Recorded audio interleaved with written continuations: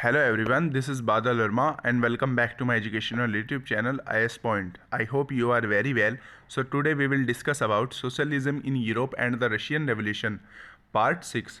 तो दोस्तों, कल की हमने अपनी वीडियो में बात की थी अक्टूबर क्रांति के बारे में। तो अक्टूबर क्रांति के बाद आखिर रूस के समाज में क्या बदलाव आए थे, तो ये सभी हमने डिस्कस किया था। ऑलराइट, तो जिन्होंने हमारी पहली वीडियो को नहीं देखा, डिस्क्रिप्शन बॉक्स में लिंक दिया गया है, आप सभी लोग जाकर हमारी पहली वीडियो को देख सकते हैं। तो चलिए अब बात करते हैं रूसी क्रांति और सोवियत संघ का वैश्विक प्रभाव, यानी कि जो रूस में क्रांति हुई थी और सोवियत संघ का वैश्विक प्रभाव, तो पूरे विश्व में क्या इसका वैश्विक प्रभाव पड़ा, यानी कि विश्व स्तर पर क्या इसका प्रभाव पड़ा। तो देखिए बात करते हैं। तो जैसा कि आप लोगों को पता ही होगा, बोल्शेविकों ने सत्ता पर कब्जा किया हुआ था। जिस तरह उन्होंने शासन चलाया, उनके बारे में यूरोप की जो समाजवादी पार्टियां थी एक तरीके से पूर्ण तरीके से सहमत नहीं थी, एक तरीके से असहमत ही थी।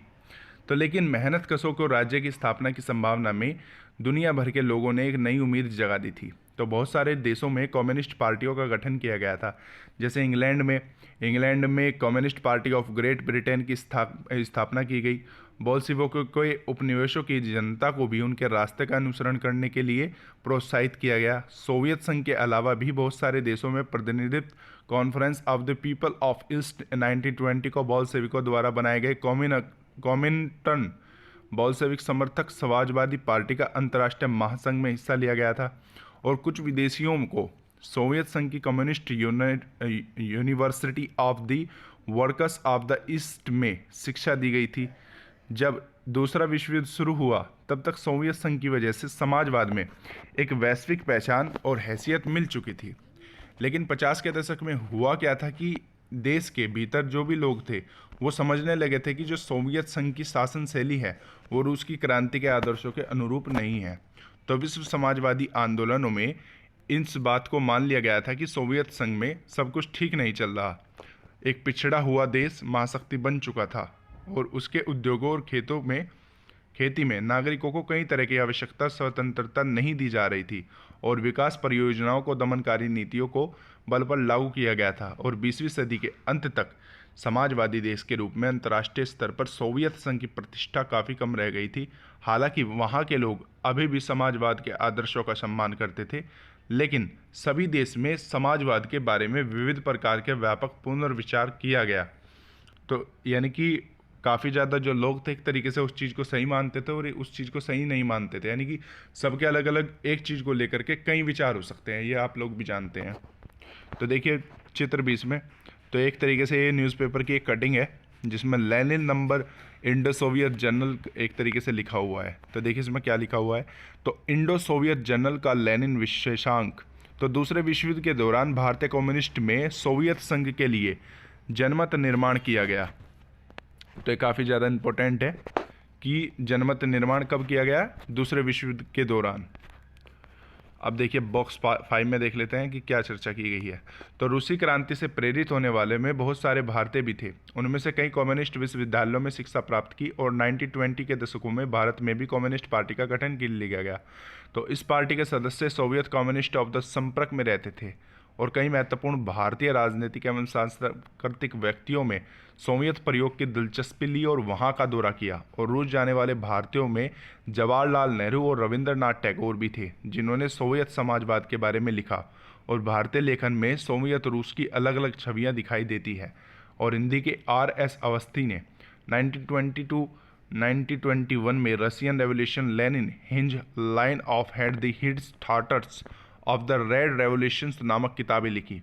उनके अलावा S.D. विद्यालंकर ने the rebirth of Russia the Soviet state of Russia नामक पुस्तकें लिखी।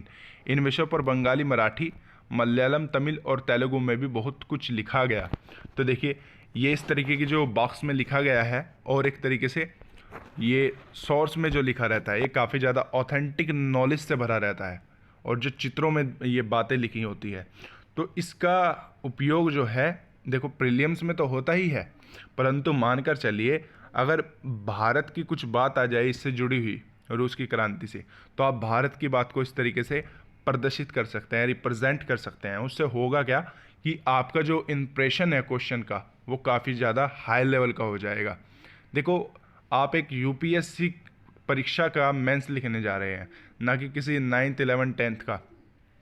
ऑलराइट, तो ये चीज़ आपको याद रखनी है कि एक्चुअली हम लोगों को क्या रिप्रेजेंट करना है, क्योंकि आपको वहाँ पर कॉपी वगैरह नहीं भर के आनी होती। आपको डायरेक्टली एक तरीके से शब्दों के अंदर ही, मान कर चलिए अगर आपको 150 शब्दों के अंदर उस चीज़ को समझाने के लिए बोला गया है, तो आपको 150 शब्दों के अंदर ही उसको एक तरीके से रिप्रेजेंट करना होगा, और वो भी बड़े अच्छे तरीके से। तो आप किस तरीके से करेंगे, देखो पहली टिप्स तो ये है कि आप जो प्रीवियस क्वेश्चन पेपर में क्वेश्चन पूछे गए हैं मेंस की परीक्षा में, वो चाहे GS1 हो, GS2 हो, GS3 हो, कोई भी हो, तो उसमें आपको अपनी प्रैक्टिस करनी है अभी से ही।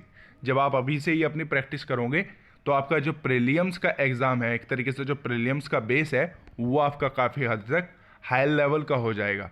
ऑलराइट, तो चलिए अब सोर्स के बारे में भी देखते हैं। देखो कि इसमें कितनी ज़्यादा ऑथेंटिक नॉलेज होती है। तो सोवियत रूस में एक भारतीय 1920, तो 1920 में एक भारतीय सोवियत रूस।